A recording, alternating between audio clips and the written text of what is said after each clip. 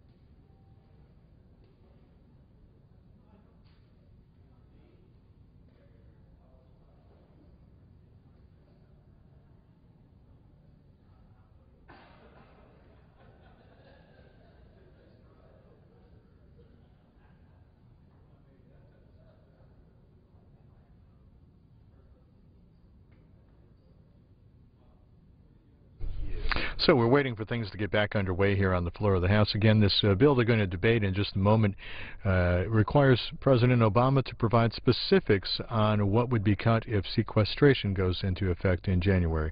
There we see the House back in action. Live coverage here on C-SPAN. The House will be in order. The prayer will be offered today by our guest chaplain, Reverend Stan Ballard, Nettleton Baptist Church, Jonesboro, Arkansas. Let's pray together. Father in heaven, thank you for this unique privilege you have given me today to pray and to ask your blessings on the Congress of the United States. I pray for your wisdom and guidance to be given to each member of Congress. I pray for your protection for them and their families. Please reveal to each of them that they have a great responsibility to vote and to conduct themselves according to your divine will and purpose. Show them that they are accountable not only to the voters, but to you, Almighty God. Thank you for the United States and the freedom and opportunities we enjoy as Americans. Thank you for allowing us to be blessed by your omnipotent hand for over 236 years. Your purpose is for us to share your blessings of love and grace to all people. We pray for a strong economy and for national unity. We are blessed because you are our God. In Jesus' name, amen. The Chair has examined the journal of the last day's proceedings and announces to the House his approval thereof. Pursuant to Clause 1 of Rule 1, the journal stands approved. Pledge of allegiance today will be led by the gentlelady from California, Ms. Woolsey. I pledge allegiance to the flag of the United States of America and to the republic for which it stands, one nation, under God, indivisible, with liberty and justice for all. Without objection, the gentleman from Arkansas, Mr. Crawford, is recognized for 1 minute. Thank you, Mr. Speaker. It's an honor for me to introduce our guest pastor this morning, Dr. Stan Ballard. For the past 30 years, Brother Stan has pastored numerous congregations, and today he serves as the pastor of my family's church, Nettleton Baptist in Jonesboro, Arkansas. Brother Stan is a native Mississippian, earned his undergraduate degree from Mississippi State University. After graduating from Mississippi State, he earned a bachelor's degree from New Orleans Baptist Theological Seminary in New Orleans and a doctorate degree from Luther Rice Theological Seminary in Atlanta. During his career in ministry, Brother Stan has pastored churches in Louisiana, Mississippi, Ohio, and Arkansas. The pride and joy of Brother Stan's life are his wife Beth and their children and grandchildren. During their 42 years of marriage, Stan and Beth have been blessed with 3 sons and, more recently, 4 grandchildren.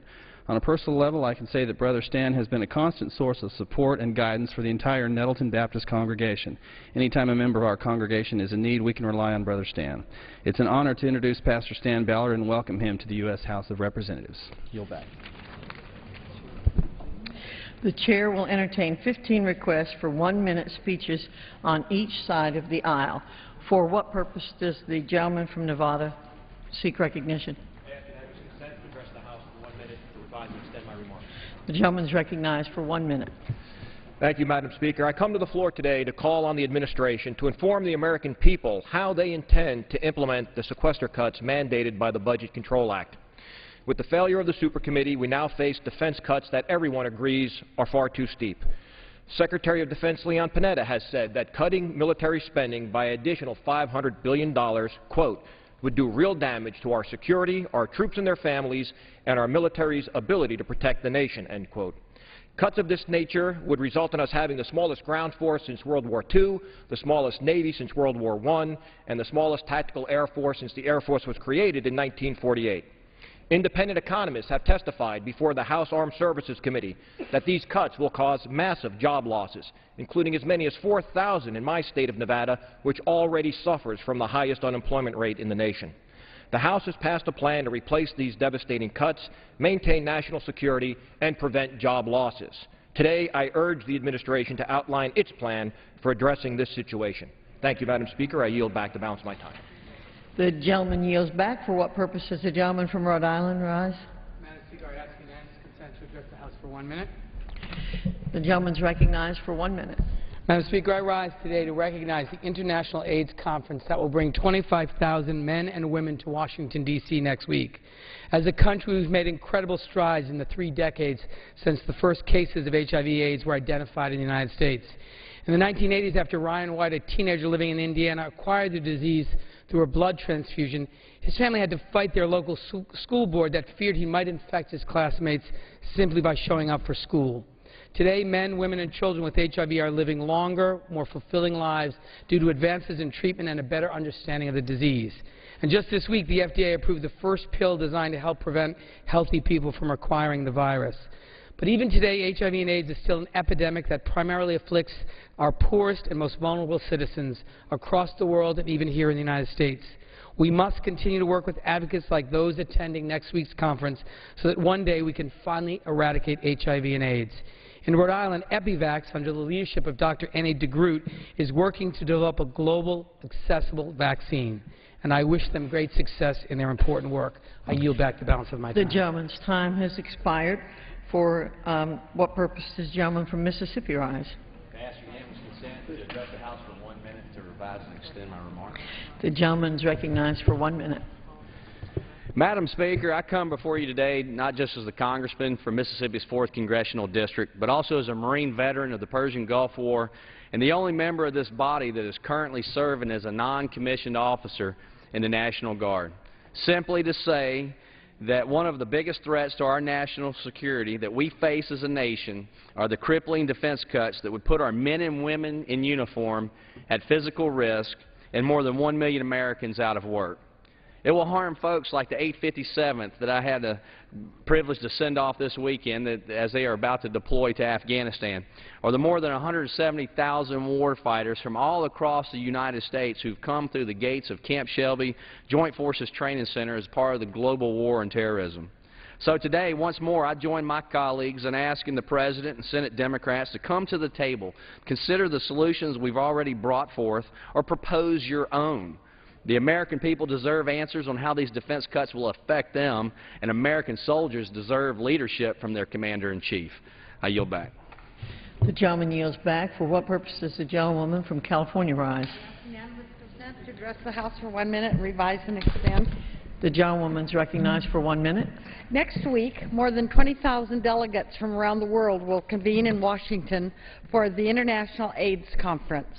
I find it ironic and a little bit sad that as so many mobilized to fight this deadly epidemic, the majority in this body want to cut $150 million from USAID's Global Health Initiative, which funds AIDS prevention efforts. When will we learn? Fighting diseases in the developing world is more than a matter of humanitarian decency. It's also critical to our national security.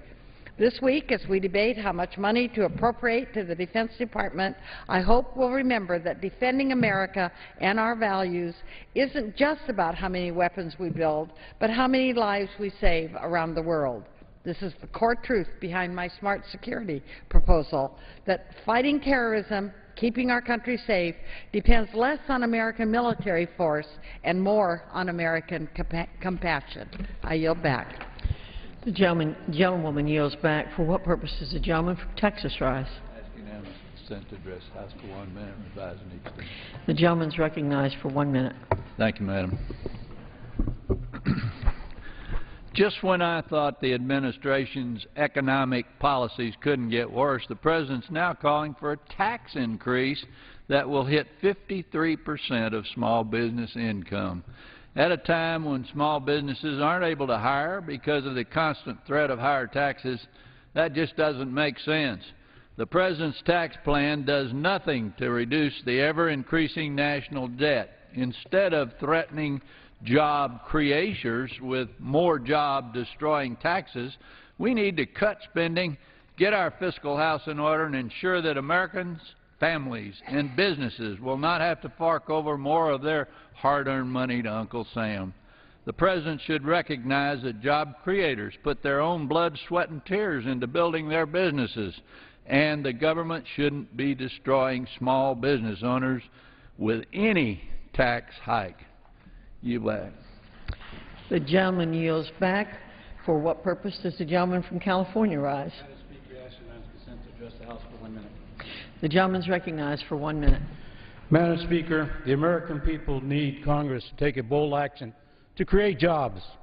While our economy is slowly improving, unemployment rate at 11.9 in my home of San Bernardino County. In the last 500 days since the Republicans took control of the House, they have refused, I state, they have refused to move forward a real plan to put more Americans back to work. Instead of working to create jobs, Republicans have passed a budget that gives away $3 trillion in tax breaks to big corporations and ultra-rich, in Medicare as we know it, by turning the program into a private voucher system. And just last week, the Republicans voted to repeal the Affordable Care Act, which benefits millions of Americans. It's time to stop the political games and get to work on finding real solutions to the problems we face. We must end the Bush tax for the rich, protect Medicare, and work to create new jobs for all Americans and assuring that we don't outsource those jobs as well. I yield back the balance of my time. The gentleman yields back. The chair will remind all persons in the gallery that they are here as guests of the House and that any manifestation of approval or disapproval of proceedings is in violation of the rules of the House. For what purpose does the gentleman from South Carolina rise? The gentleman from South Carolina is recognized for 1 minute. Thank you, Madam Speaker. You know, last week the President said to American job creators that if you've got a business, you didn't build that. Somebody else made that happen. Well, let me tell you, Mr. President, that prior to coming to Congress, I ran my own business for 16 years. Where was the President or this phantom person that he claims created my business? Where were they when I was driving 60,000 miles a year chasing business, or putting in 16-hour days, or signing the loan paperwork at the bank so that I could make payroll or keep the wheels turning on my vehicles? The only other person that was there when I started my business was my wife, Melody, who supported me in so many ways. This asinine comment by the President of the United States clearly shows that neither he nor anyone in the administration know anything about creating jobs or running a business here in America. May God bless the real job creators in America, and may God continue to bless this great nation. With that, I yield back. Members are reminded to address their remarks to the chair. For what purpose does the gentleman from California rise? The gentleman from California is recognized for 1 minute. Thank you, Madam Chair. Next week marks the launch of the 19th International AIDS Conference, bringing together advocates and leaders from all over the world. The conference's presence in the United States for the first time in 20 years is a testament to the hard work that members of the HIV/AIDS community, including many in my district, and my colleagues in Congress like my dear friend Barbara Lee have done. In the 20 intervening years, we have, for the first time in a generation, seen infection rates go down within the United States and stabilize abroad. Despite these steps, however, it is clear that we are still losing the war in key minority communities. Rising infection rates in the African American, Latino, Asian, gay, and lesbian communities are a stark reminder that our work is not done. So it is fitting that our nation's capital is hosting this critical event, as it is in the epicenter of this rising problem. Washington, D.C. has a higher HIV/AIDS infection rate than most places in Africa, primarily in these minority communities. From legislative action to grassroots efforts, now is the time for more commitment to HIV/AIDS, not less, more advocacy, not less, more investment, not less, more research, not less. The gentleman's time has expired. For what purpose does the gentleman from Indiana rise? Madam Speaker, I ask unanimous consent to address the House for 1 minute, provide some extended remarks. The gentleman from Indiana is recognized for 1 minute. Madam Speaker, I rise with a heavy heart to remember 2 Hoosier National Guardsmen who fell in Kandahar Province, Afghanistan on 16 July this week. Army Specialist Sergio Eduardo Perez of Crown Point, Indiana, and Specialist Nicholas Andrew Taylor of Bern, Indiana, both lost their lives in the same attack while courageously supporting combat operations. Specialist Perez and Specialist Taylor both served with the 713th Engineer Company of the Indiana National Guard based out of Valparaiso, Indiana. Specialist Perez was born in Crown Point, Indiana. He enlisted after graduating from nearby Lake Central High School in 2010. By all accounts, he was a young man who could get along with everyone. He was the pride of his family and would do anything for anybody. Army Specialist Nick Taylor, from a town in my district, Bern, Indiana. Despite receiving several offers to play college football after graduating from South Adams High School in 2010, Taylor signed up to serve his country in the Indiana National Guard. He was a hard worker, a man of integrity. He excelled in everything he tried and was active in the First Missionary Church. Our hearts in Indiana are heavy as we remember those who lost their lives wearing the uniform of the United States on our behalf and those they left behind. On behalf of all Hoosiers, I extend our deepest sympathies to their families, including Specialist Nick Taylor's father, Police Chief Timothy Taylor, his mother Stephanie, brother Drew, sisters Holly and Sophia, and Specialist Perez's father, Sergio, and mother Veronica. The Bible tells us the Lord is close to the brokenhearted, and that shall be our prayer.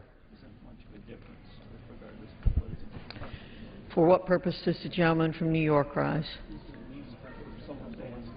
The gentleman from New York is recognized for 1 minute. Mr. Speaker, in the wake of a tragic crash of Continental Flight 3407 in my Western New York community, Congress successfully passed comprehensive airline safety reform. And while final rules have begun to be released for these reforms, there are still many regulations yet to be finalized and implemented. Yesterday, Congresswoman Jean Schmidt and I, along with 44 of our colleagues, sent a letter asking the Federal Aviation Administration to take immediate action on finalizing long overdue rules on crew training. This rule would mandate additional training and evaluation requirements, ensuring that those working aboard an aircraft are best equipped to handle a potential emergency situation. Mr. Speaker, the National Transportation Safety Board found that between 1988 and 2009, inadequate training was found to be a leading factor in 178 accidents. The flight of 3407 was, the crash of 3407 was preventable. Each day that these rules go unfinished carries a potential risk to the flying public. I yield back the balance of my time. The gentleman yields back. For what purpose does the gentlewoman from California rise?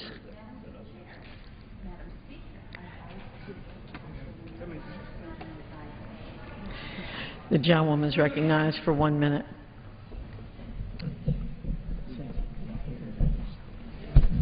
Thank you, Madam Speaker. I rise today to congratulate recently appointed President Mildred Garcia for the Cal State University System's Fullerton campus.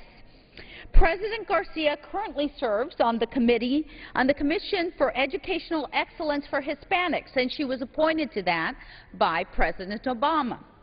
Previously serving as the 11th female president for California State University Dominguez Hills, President Garcia became the first Latina president within the Cal State University system in 2007. She began her career as an educator. She's still an educator, still teaching at Cal State Fullerton while having the presidency also. She is a scholar. President Garcia focuses much of her research on the fairness for higher education policy and practice, and she has authored many books on this subject. I wish her great success in her new position, and again, Congratulations, Millie. And I yield back my time. The gentlewoman yields back. For what purpose does the gentleman from Oregon rise? Unanimous consent to address the House for 1 minute. The gentleman is recognized for 1 minute. Thank you, Madam Speaker. I rise today to support our planning for a safe and responsible withdrawal from Afghanistan in the very, very near term. No one has forgotten why we went into Afghanistan: to rout out, bring justice to those who attacked us on September 11, 2001. With extraordinary bravery, our troops have accomplished the mission they were set out to do over 10 years ago. Osama bin Laden has been brought to justice, and al-Qaeda has been largely crushed. Our troops have done their job. Many of them, over 2,000 of them, in fact, have given their lives not only to defend our freedoms, but those in Afghanistan as well. After 10 years of war and reconstruction, it's time for Afghans to stand up for Afghanistan. And it's time for us to do our job and bring our troops home. We can continue to defend ourselves from terrorists without tens of thousands of troops fighting a ground war in Afghanistan. The $88 billion we're talking about putting into Afghanistan in this defense appropriations bill this week could build our own infrastructure and create jobs and economic opportunity right here at home. It is ludicrous to be spending such large sums rebuilding other countries when our own economic problems are so large and persistent. Our greatest leaders say our greatest threat is not military, but economic here at home. The gentleman's time has expired. For what purpose does the gentleman from Vermont rise? To address the House for 1 minute, revise and extend. The gentleman asks unanimous consent. Thank you. Madam Speaker, this afternoon, the House is going to take up the Sequester Transparency Act. It's harmless enough, but it doesn't do anything. What is it? A year ago, Mr. Boehner and Mr. McConnell took this country to the brink of debt default. They demanded that we cut spending by $1.2 trillion to offset the increase in the debt limit.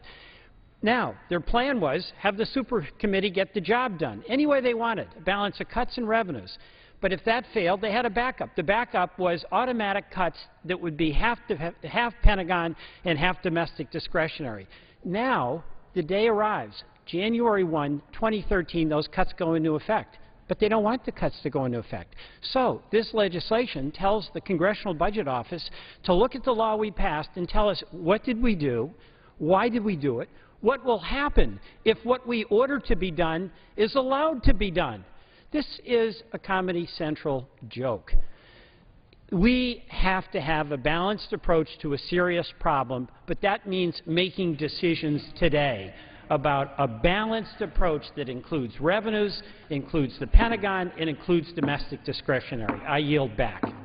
The gentleman yields back. For what purpose does the gentleman from Florida rise? For what purpose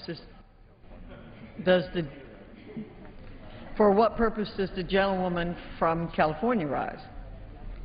Thank you, Madam Speaker, and I thank the gentleman for the courtesy of allowing me to speak at this time. I want to join my colleague, Congresswoman Barbara Lee, in acknowledging that this weekend we will begin the International AIDS Conference. It will come to America with a fitting theme, Turning the Tide Together.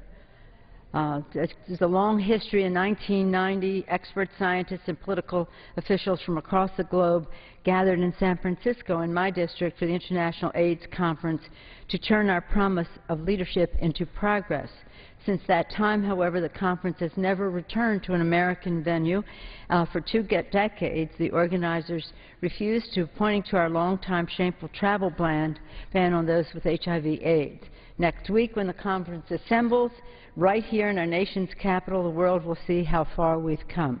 Together, we will commit to turning the tide, as the theme indicates, toward the next phase in our fight, fewer infections and a cure and an end to HIV/AIDS. Consider what this Congress has done. Funding Ryan White Care Act, creating housing opportunity for people with HIV, expanding access to Medicaid with people with HIV, but not full-blown AIDS. And that's an early intervention. Increased investments in research, care, treatment, and prevention by more than $500 million. And in response to the global challenge, under the leadership of Congresswoman Barbara Lee, we have supported global solutions, increasing funding for the bilateral AIDS efforts during the Clinton administration, making the first American contribution, Congresswoman Lee, to the global fight to fight AIDS, tuberculosis, and malaria in 2000, working with Presidents Bush and Obama to establish PEPFAR. I know that it's a source of great pride to President George W. Bush, the leadership he provided, the support he gave, and the pride I think he takes in PEPFAR, and we salute him for that. President Obama has continued that work. We're doubling the support for global health initiatives and doubling our investment in the Global Fund. These commitments and more have helped families in the United States, in the villages of Africa, in communities worldwide. These actions have saved lives, but there's much more to do. And with the International AIDS Conference coming to Washington, D.C., we have an opportunity to recommit ourselves to the cause of a world without HIV/AIDS. That is the challenge. That is the goal. We can turn the tide together. After 25 years in Congress, little surprises me anymore, but one thing that does is that after all this time, we still do not have a cure, but we're hopeful. And with the AIDS Conference, when it opens its doors next week, we must stand united in our pledge to discover a cure and raise up an AIDS-free generation. Science is making progress. We have a moral obligation to support that. It has been done in a bipartisan way under President Bush's leadership, under President Clinton, under President Obama. Hopefully we can continue to do that.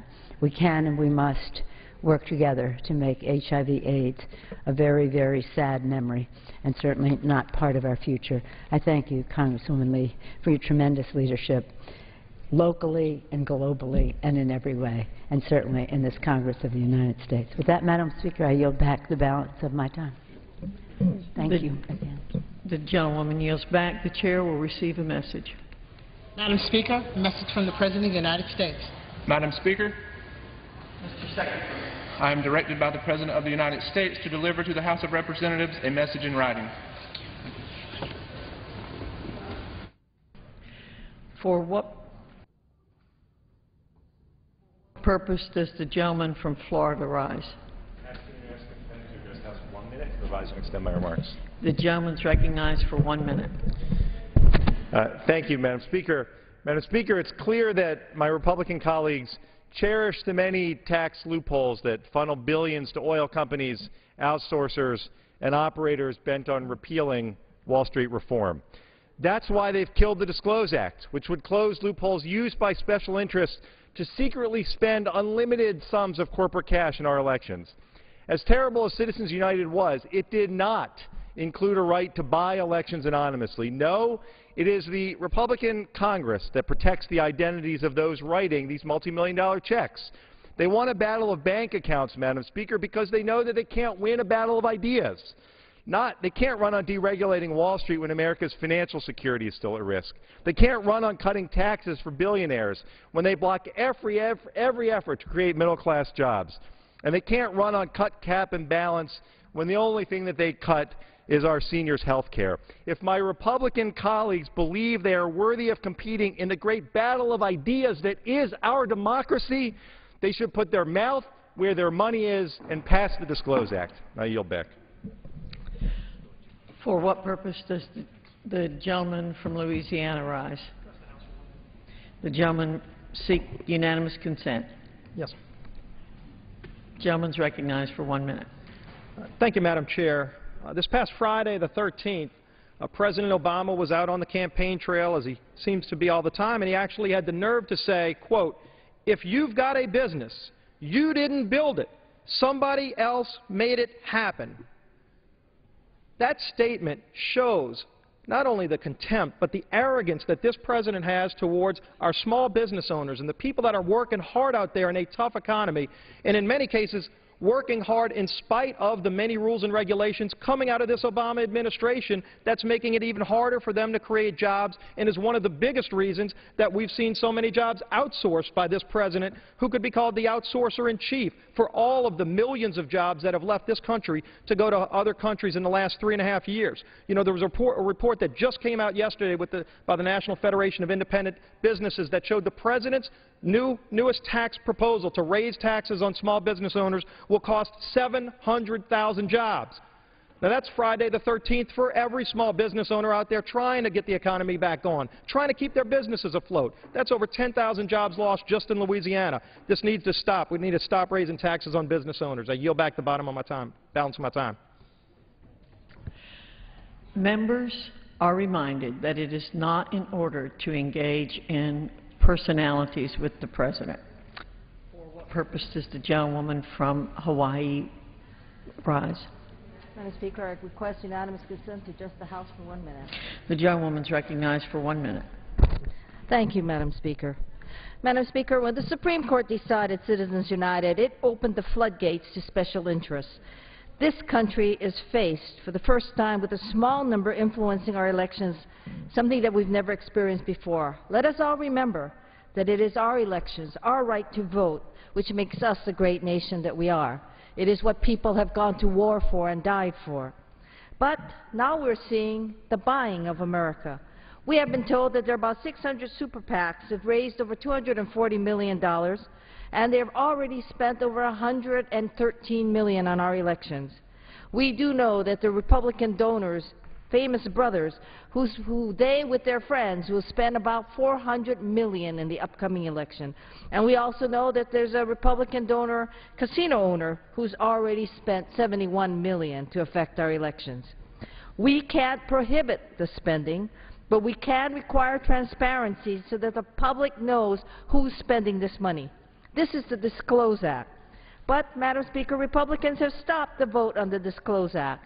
The Democrats have signed the discharge petition to bring it up to vote. We must bring it up to vote, Madam Speaker. We must show the people that America is not for sale.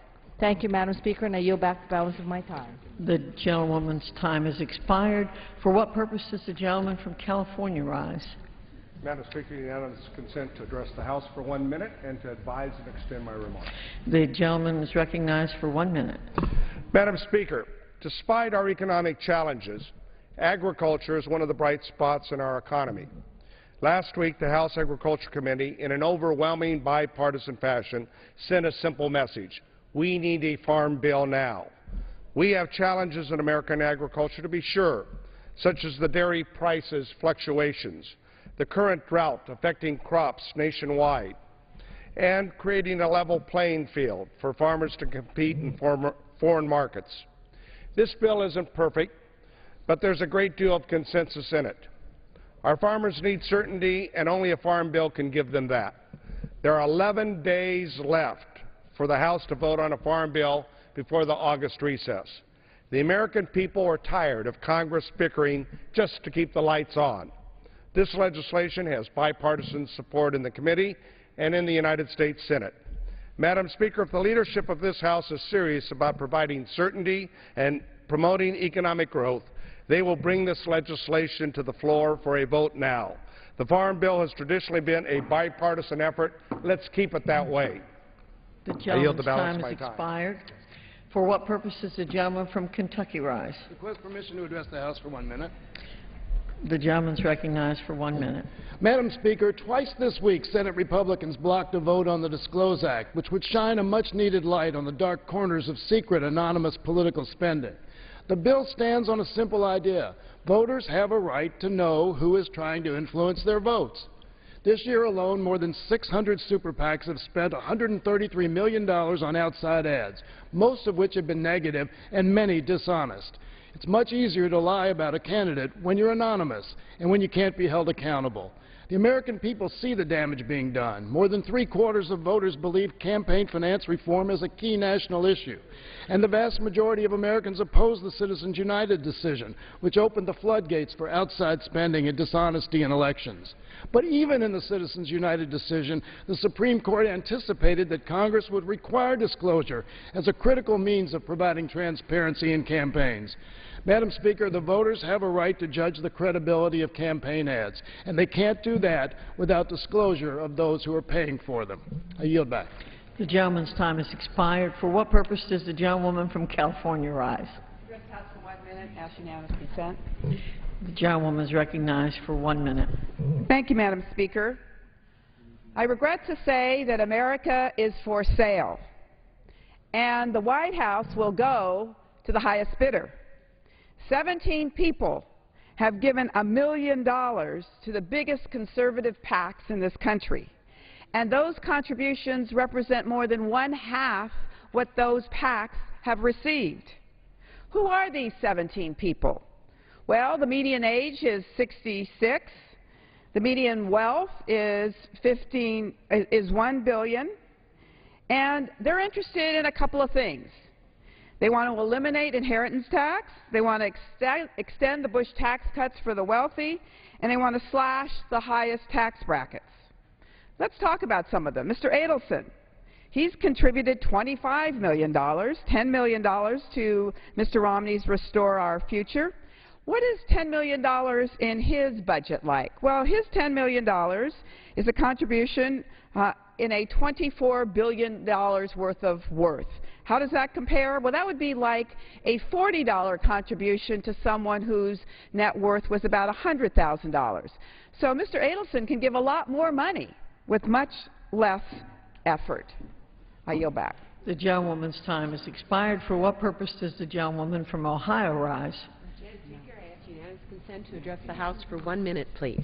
The gentlewoman is recognized for 1 minute.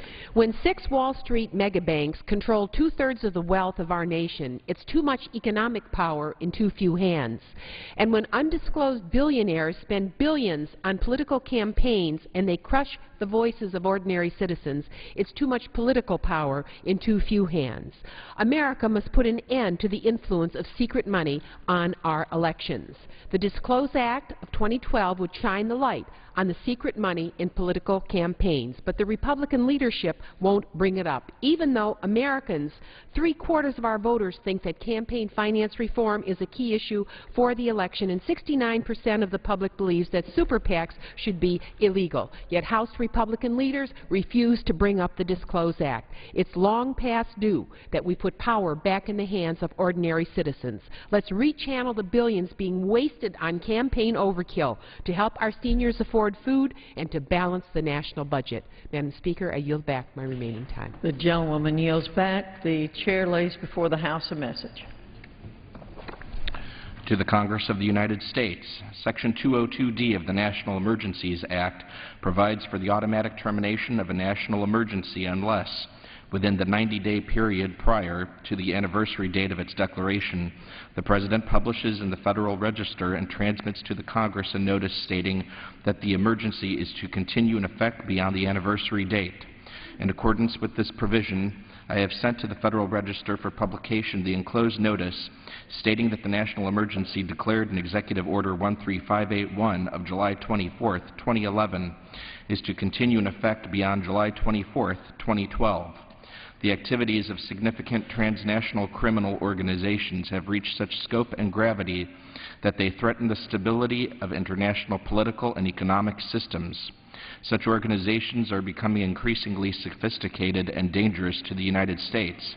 They are increasingly entrenched in the operations of foreign governments and the international financial system, thereby weakening democratic institutions, degrading the rule of law, and undermining economic markets.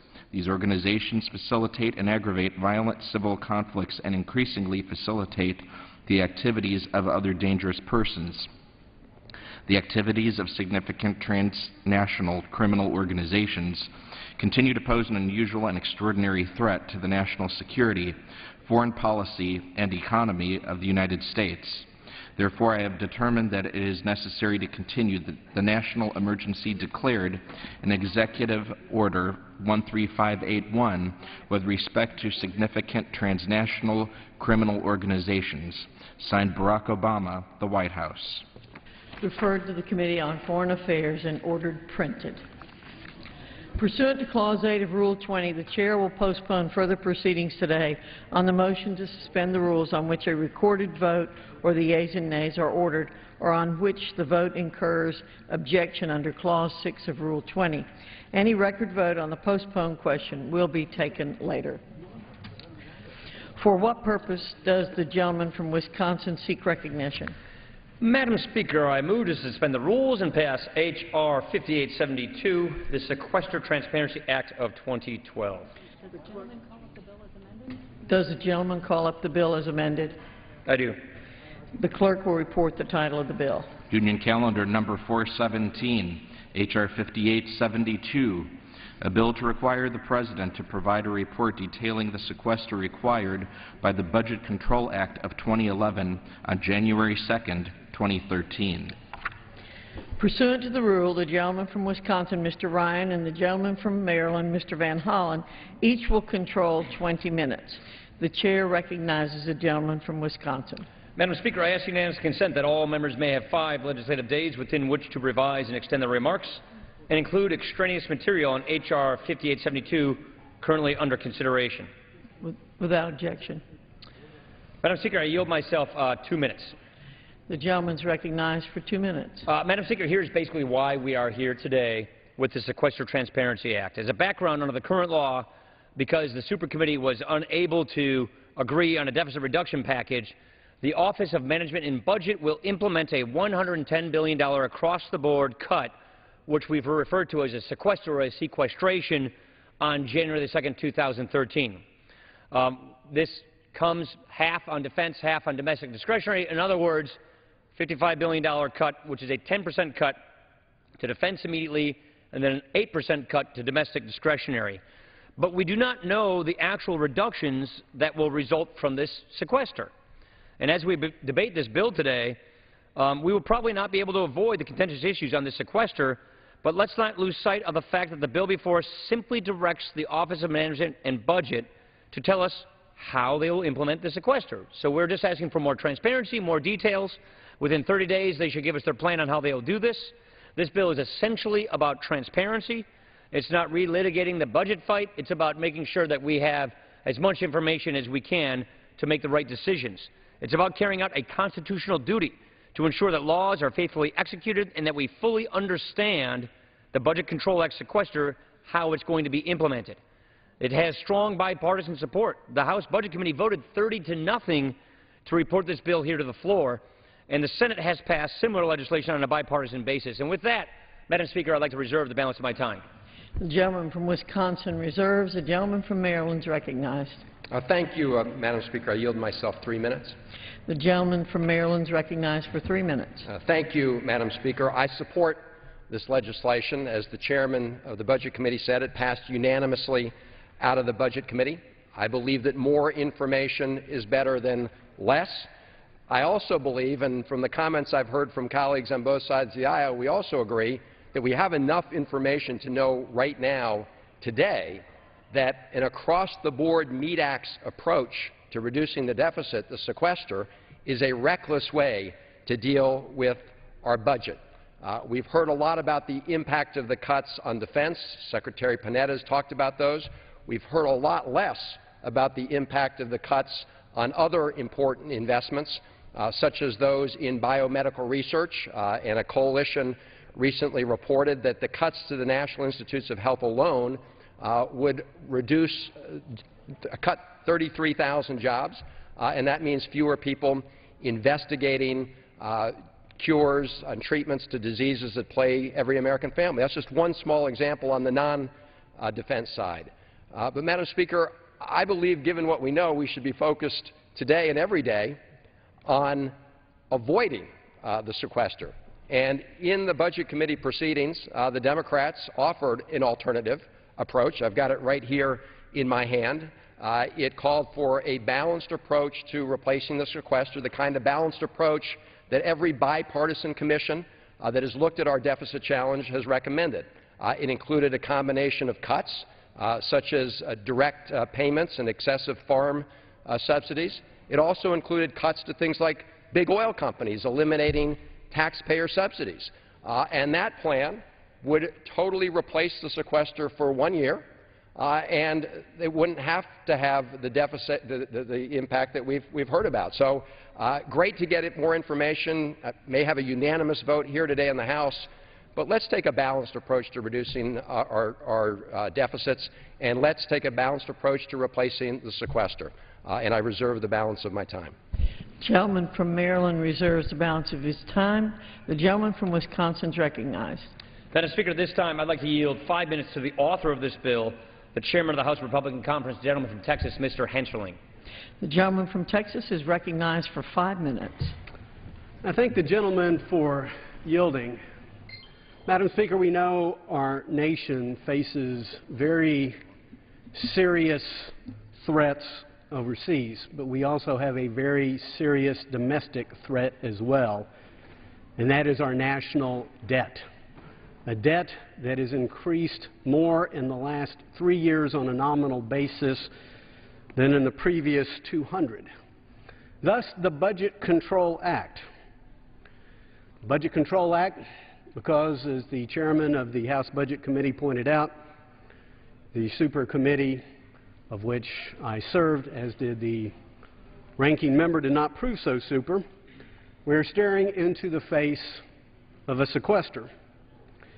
And so I would like to not only compliment the chairman of the House Budget Committee for his leadership in bringing an alternative to this very, I believe, destructive sequester that still maintains the deficit reduction levels of the Budget Control Act. But I'd also like to compliment the Democrat ranking member for also offering an alternative plan. It is one I disagree with, one that by my reckoning includes 73% tax increases, but he should be applauded, and House Democrats should be applauded at least for recognizing the draconian defense cuts that could do real damage to our national security. As Secretary Panetta has said, the sequester, quote, will do real damage to our security, our troops, and their families, and our military's ability to protect our nation. But although I compliment the ranking member, I find it more challenging to compliment the Democrat Senate Majority Leader. Senator Reid has said, quote, I'm not going to back off sequestration. That's what he has said. Thus, we are looking at a 10% real cut in our national defense. Madam Speaker, I also picked up Monday's edition of the Washington Post, not exactly known as a bastion of conservative thought, and I read the headline, quote, Democrats threaten to go over fiscal cliff if GOP fails to raise taxes. So on the one hand, again, this is a very simple piece of legislation that I have co-authored with the chairman of the House Budget Committee. It simply says, Mr. President, since under sequestration, you get to call a lot of the shots, according to the Congressional Budget Office, quote, the administration's OMB has sole authority to determine whether a sequestration is required, and if so, the proportional allocations of any necessary cuts. All this is saying, Mr. President, show us your hand, show us your plan. Let the American people know what the true impact is going to be on our national defense, on our economy, on a number of vital services, because you have the discretion. That's all this bill does. But I fear to some extent it may mask another agenda and what the debate is really about. Madam Speaker, I need not tell you we continue to face the weakest, slowest recovery in the post-war era. And there are some who seem to have an ideological passion for raising taxes on the American people.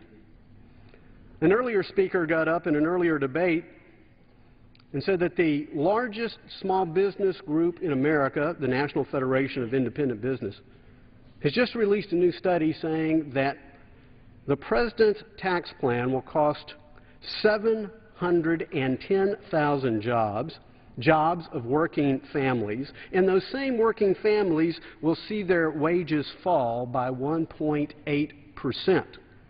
So why would we want to raise taxes on anybody in this economy? Well, some will point out, well, we need to reduce the deficit, and we do.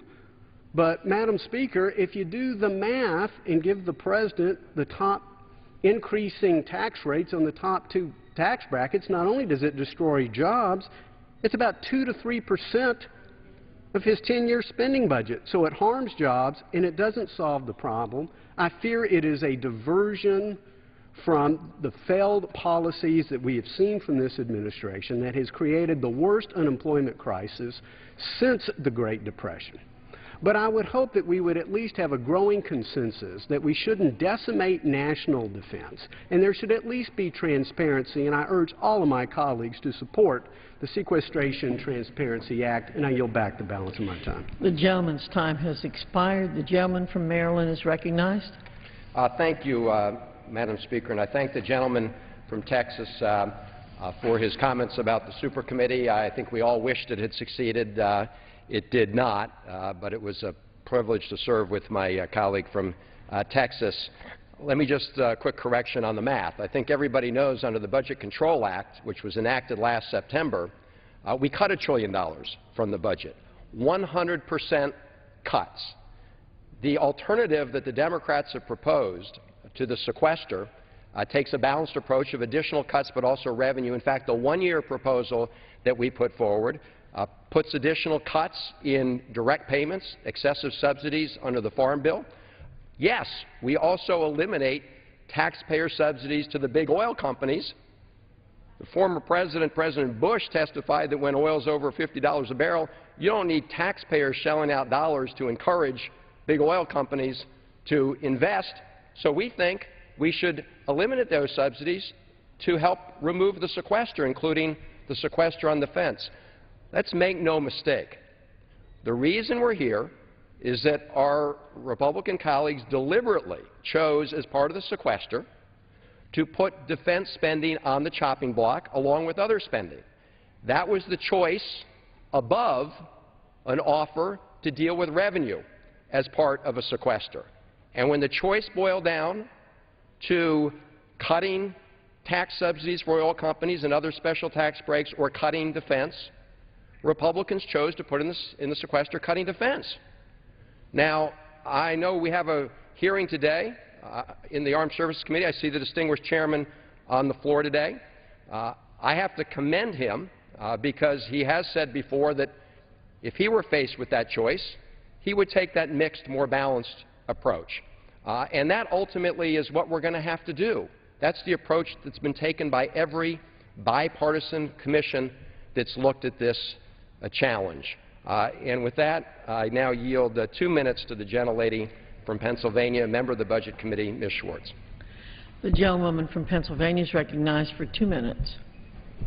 Thank you very much, and I appreciate the opportunity to speak for just a couple of minutes on the legislation before us. I do support a transparent process that would better ensure that there's public information on the impact of sequestration, which of course is the automatic spending cuts that are scheduled for next year.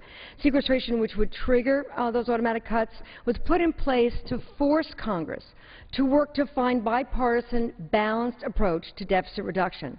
Today's legislation does not move us any closer to achieving that goal. Time and again, the Republicans in Congress have rejected a balanced approach that would include spending cuts and revenue and economic growth. They reject a balanced approach that would protect our nation's short-term economic recovery and create the right environment for long-term growth. They reject a balanced approach, as you heard before, that has been recommended by every bipartisan commission that would move our country forward by making tough yet responsible choices on the deficit and would reflect Americans' priorities and build Americans' economic strength. The American people deserve to know the impact of across-the-board cuts resulting from the failure of the Republican majority to find that common ground and avoid sequester. But they also deserve real solutions, something the Republican majority has yet to deliver. Their so-called solution their budget, the House Republican budget, takes a partisan, one-sided approach to deficit reduction. It relies solely on spending cuts and directs the $100 billion cuts next year from sequestration to come only from one part of the budget, non-defense discretionary. All of the $100 billion cuts next year would come from our domestic priorities: health care, education, scientific research, transportation, law enforcement, to name a few. Their budget fails to require other, even larger parts of the federal budget to reduce costs and be more effective. Their budget fails to protect our fragile economic recovery. It fails on economic growth. They should work together with Democrats to make a real deficit reduction economic growth package for the United States of America. The gentlewoman's time has expired. The gentleman from Wisconsin is recognized. Madam Speaker, I yield myself 30 seconds simply to say that when we hear the word balanced approach, what that means to taxpayers of this country is you give us your checkbook and we'll balance it the way we think it ought to be balanced here in government. Government first, taxpayers second. That's what the so-called balanced approach means. It means keep feeding higher spending with higher taxes. Problem is, Madam Speaker, the arithmetic just doesn't add up. You literally cannot tax your way out of this mess. Spending is the cause. We need to address our spending. The sooner we do it, the sooner we can get back onto a path to prosperity. With that, Madam Speaker, I'd like to yield 5 minutes to the distinguished chairman of the House Armed Services Committee and ask unanimous consent that he be allowed to yield such time as he chooses. Without objection, the gentleman from California will control the time and is recognized for 5 minutes. Madam Speaker, I thank the gentleman for yielding, and I thank him and Chairman Ryan for bringing this bill to the floor. It is greatly needed. Barring a new agreement between Congress and the White House on deficit reduction, over $1 trillion in automatic cuts, known as sequestration, will take effect. Although the House has passed a measure that would achieve this necessary deficit reduction, to avoid sequestration for a year and give us time to work on it outside of an election year pressure, the Senate has yet to consider any legislation. Now, I hear a lot of good ideas from the other side, and they talk about increased revenue. All I'm saying is put it down on paper. We have a process by which we work. It's outlined in the Constitution of the United States. One body passes legislation, the other body passes legislation, a conference committee is formed, and the differences are resolved, goes back to the bodies for final passing, and then goes to the President for his signature. We have taken action in the House. We're waiting for the other body to take some action. The President weighed in on this. He submitted a budget. His budget sought $1.2 trillion in alternate deficit reduction. He followed the process. That budget was defeated in a bipartisan, bicameral manner. Now we need another bill that we can work on. This impasse and lack of a clear way forward has created a chaotic and uncertain budget environment for industry and defense planners. Compounding the issue is a lack of guidance from the administration on how to implement sequestration. We just held a hearing in the Armed Services Committee where we had industry leaders come in to tell us the problems they're having on getting guidance. You know, I come from a small business background, nothing like building planes or ships or boats or the other things that our warfighters need to carry out their mission. And I might remind people that we are at war. We do have warfighters going outside the wire as we speak every day, putting their lives on the line, and they're watching us. They're watching what we're doing. They're wondering if they're going to have the things that they need to carry out this mission and to return home safely. My business, as I said, was small family business. We were in the Western wear business. We sold boots and hats in a retail way. And we would go, my brothers and I, family business, would go to the market in January. We would buy for our needs for the next 6 months. We would buy shirts, hats, jeans, boots. And then our suppliers would go to their suppliers and buy the things they need to make those things, and then they would ship them to us in an orderly manner, and then we would be able to have the product on the shelves when our customers came in February, March, April, May. These industry leaders are asking for a little guidance. All they know is the law as we have it now kicks in January 2nd, says that there will be no thought, no planning, just we take out the budget and cut every line item by a margin, 8, 12, 20%, whatever it is, realizing we're already a quarter of the way into the year. One of the leaders gave us this quote in this conference. This is Sean O'Keefe, President and CEO of EADS North America and Chairman of the National Defense Industrial Association, and I quote, "Most immediately, the administration must communicate today its sequestration implementation plan to the public, our armed forces, and to industry. The current uncertainty has effectively put sequestration and its consequences in motion. In the absence of any guidance, industry is already holding back investments, questioning the fairness of ongoing competitions, doubting the viability of existing contracts, and starting to trim capacity. In the absence of definitive guidance from the DoD, the OMB, the Defense Contract Management Agency, we feel compelled to act in the spirit of this law and in all likelihood will issue warn notices to those employees engaged in ongoing federal contract activities," end quote. We are going to put thousands of people in jeopardy of their jobs between now and when sequestration should kick in. This is already in motion. Madam Speaker, I ask that we come together on this issue, that we solve this issue. I ask the President to put forth some leadership, to as Commander-in-Chief, he has the obligation to help us solve this problem. I ask our colleagues to please support this legislation. Bring transparency. Thank you. The gentleman's time has expired. The gentleman from Maryland is recognized. Thank you, Madam Speaker. I listened carefully to what the Chairman of the Armed Services